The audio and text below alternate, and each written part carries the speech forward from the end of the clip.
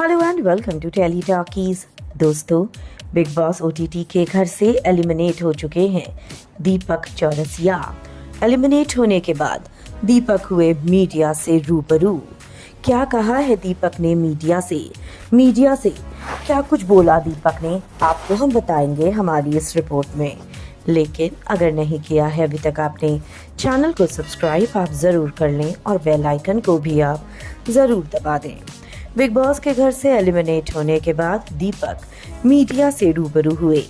दीपक से जब पूछा गया कि क्या आपको नहीं लगता आपने रणवीर को विनर बनाकर उस टास्क में गलत किया, शिवानी सही थी, वो विनर थी। ऐसे में दीपक चौरसिया ने कहा, हाँ मैं ये मानता हूँ कि उस टास्क में शिवानी को ही जिताना चाहिए था। रणवीर ने तो मेरे साथ धोखा कर दिया। मुझे उम्मीद ही नहीं थी कि रणवीर मेरा नाम ले लेगा। मुझे उस घर के अंदर बहुत सारे लोगों के साथ रिश्ता बनाने का मौका मिला, लेकिन उस घर में मैंने जिसके साथ सबसे अच्छा रिश्ता बनाया वो शिवानी थी।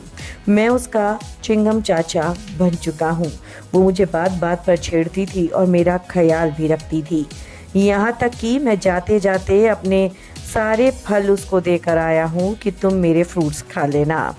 जिसके बाद यहाँ पर ये पूछा गया दीपक चौरसिया से कि आपके अकॉर्डिंग कौन होंगे शो के टॉप 3 कंटेस्टेंट।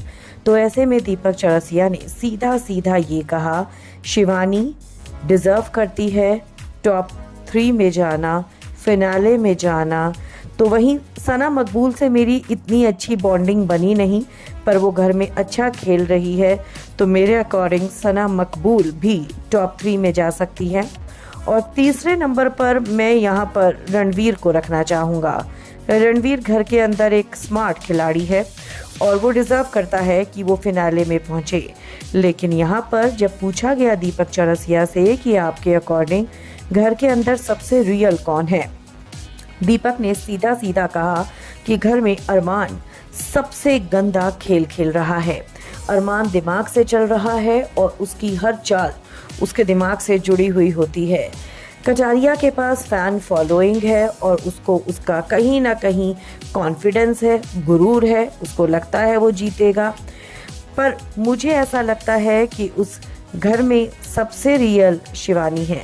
शुरुआत में घर में सबको उससे दिक्कत थी, लेकिन मुझे कभी भी उससे कोई दिक्कत नहीं हुई, क्योंकि मैं उसकी भाषा को समझता था, उसके सफ़र को समझ सकता हूँ, क्योंकि एक छोटे से गांव से उसने यहाँ तक का सफ़र तय करा है, तो मैं उससे रिलेट कर सकता था।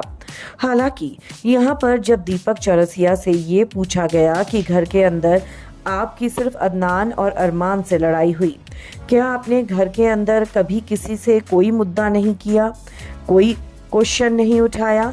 ऐसे में दीपक चौरसिया ने सीधा सीधा कहा कि उस घर के अंदर बहुत ही अजीब तरह के लोग हैं, वो बिना बात के मुद्दे बनाते हैं। वहाँ पर सबसे बड़ा मुद्दा तो खाना है और सोना है। अगर बिग बॉस ने कुकड़ू को बजा दिया तो उस पर भी मुद्दा बना दिया जाता था, और इसीलिए उस घर के अंदर मुझे जो चीज़ जायज़ लगी मैंने उसी के लिए आवाज़ उठाई।